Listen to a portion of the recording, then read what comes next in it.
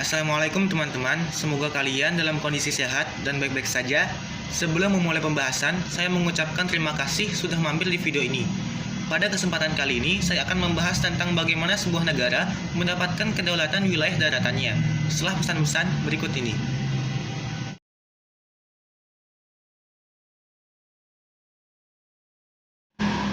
Cara negara memperoleh wilayah darat menurut hukum internasional. Menurut hukum internasional, suatu negara dapat memperoleh wilayah daratan menggunakan cara-cara sebagai berikut. Pertama, dengan cara akresi. Akresi adalah penambahan wilayah yang disebabkan oleh proses alamiah. Misalnya, terbentuknya pulau yang disebabkan oleh endapan lumpur muara sungai, mengeringnya bagian sungai yang disebabkan oleh terjadinya perubahan aliran sungai, dan terbentuknya pulau baru yang disebabkan oleh letusan gunung berapi. Yang kedua, dengan cara cesi. Cesi merupakan penyerahan wilayah secara damai yang biasanya dilakukan melalui perjanjian perdamaian untuk mengakhiri perang atau dengan cara-cara yang berbeda. Misalnya, pembelian Alaska pada tahun 1816 oleh Amerika Serikat dari Rusia, atau ketika Denmark menjual beberapa daerahnya di West Indies kepada Amerika Serikat tahun 1916. Contoh lain adalah wilayah Schleswig pada Perang Dunia Pertama diserahkan oleh Austria kepada Jerman, atau kerajaan Prusia namanya pada saat itu. Selanjutnya, yang ketiga dengan cara okupasi. Okupasi merupakan penegakan kedaulatan atas wilayah yang tidak berada di bawah penguasaan negara manapun, baik wilayah yang baru ditemukan ataupun yang ditinggalkan oleh negara yang semula menguasainya. Penguasaan tersebut harus dilakukan oleh negara dan bukan oleh orang perorangan, secara efektif dan harus terbukti adanya kehendak untuk menjadikan wilayah tersebut sebagai bagian dari kedaulatan negara. Hal itu harus ditunjukkan misalnya dengan suatu tindakan simbolis yang menunjukkan adanya penguasaan terhadap wilayah tersebut, misalnya dengan pemancangan bendera atau pembacaan proklamasi. Penemuan saja tidak cukup kuat untuk menunjukkan kedaulatan negara karena hal ini dianggap hanya memiliki dampak sebagai suatu pengumuman. Agar penemuan tersebut mempunyai arti yuridis, harus dilengkapi dengan penguasaan secara efektif untuk suatu jangka waktu tertentu. Dalam Eastern Greenland Case, Permanent Court of International Justice menetapkan bahwa agar okupasi berjalan secara efektif, mensyaratkan dua unsur di pihak negara yang melakukan okupasi, yaitu suatu kehendak atau keinginan untuk bertindak sebagai yang berdaulat dan melaksanakan atau menunjukkan kedaulatan secara pantas. Unsur kehendak merupakan masalah kesimpulan dari semua yang fakta, meskipun kadang-kadang kehendak tersebut dapat secara formal ditegaskan dalam pengumuman resmi kepada negara-negara lain yang berkepentingan. Syarat kedua yang menyebutkan bahwa pelaksanaan dan dipertunjukkannya kedaulatan dapat dipenuhi dengan bukti konkret, kepemilikan, dan kontrol, atau sesuai dengan sifat kasusnya. Suatu asumsi fisik dari kedaulatan dapat dipertunjukkan dengan suatu tindakan yang jelas atau simbolis. Dapat juga dengan langkah-langkah yang berlaku di wilayah yang diklaim, ataupun melalui traktat-traktat dengan negara-negara lain yang mengakui kedaulatan negara penuntut tersebut. Suatu tindakan okupasi lebih sering mencakup tindakan penemuan di dalam tahap awalnya. Ada dua teori okupasi yang paling dianggap memiliki arti penting dalam kaitannya mengenai klaim-klaim beberapa negara atas wilayah tak bertuan. Yaitu, yang pertama, ada teori kontinuitas atau continuity. Menurut teori ini, di mana suatu tindakan okupasi di suatu wilayah tertentu memperluas kedaulatan negara yang melakukan okupasi sejauh diperlukan untuk menjamin keamanan atau pengembangan wilayah terkait. Dan yang kedua, ada teori kontiguitas atau contiguity. Menurut teori ini, kedaulatan negara yang melakukan okupasi tersebut mencakup wilayah-wilayah yang berbatasan yang secara geografis berhubungan dengan wilayah yang terkait. Kedua teori tersebut sampai tingkat tertentu tercermin dalam klaim-klaim yang diajukan oleh negara-negara terhadap wilayah kutub yang berdasarkan prinsip sektor atau sector principles. Praktek sejumlah kecil negara pada waktu mengajukan klaim-klaim sektor tidak menciptakan suatu kaidah kebiasaan bahwa suatu metode diperolehnya wilayah kutub diperkenankan dalam hukum internasional.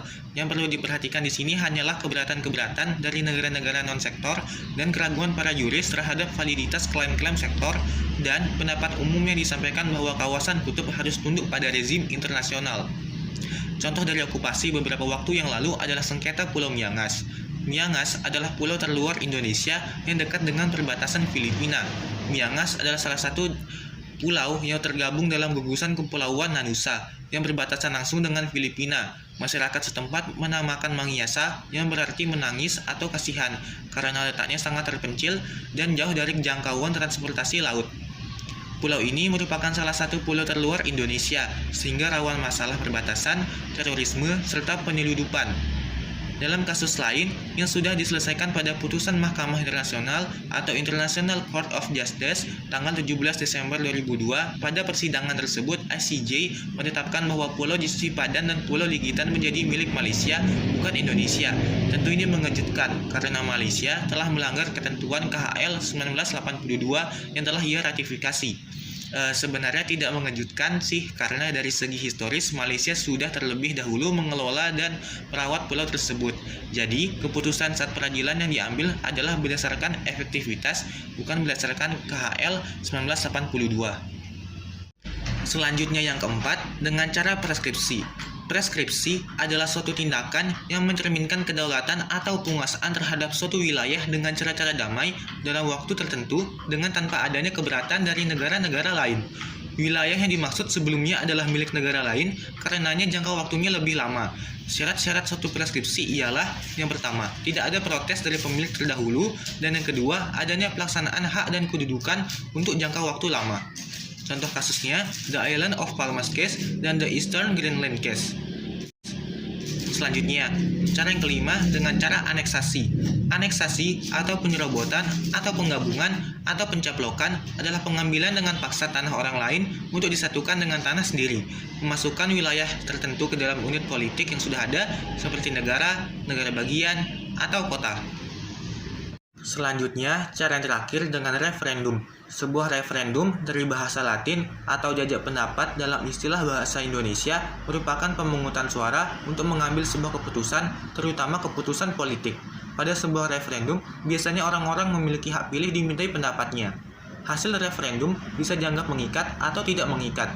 Jika mengikat, maka para anggota komisi eksekutif wajib menjalankan hasil jajak pendapat tersebut. Di beberapa negara tertentu, seperti Belanda, referendum tidaklah harus mengikat.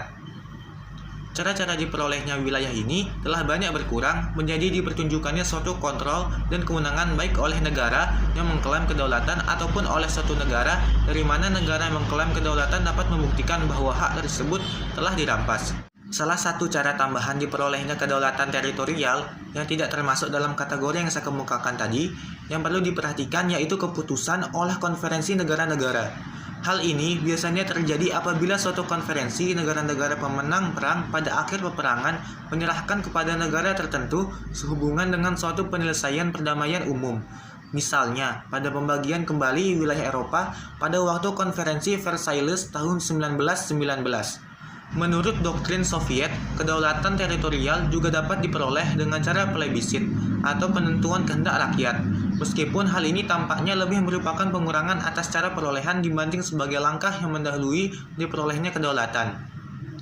Pendekatan cara-cara perolehan dengan penciptaan dan pengalihan kedaulatan teritorial keduanya adalah logis, baik dalam hal prinsip maupun nilai praktisnya, dengan ketentuan bahwa dalam menggunakan pendekatan ini diperlukan kehati-hatian agar tidak mengacaukan cara-cara tersebut dengan unsur-unsur komponennya.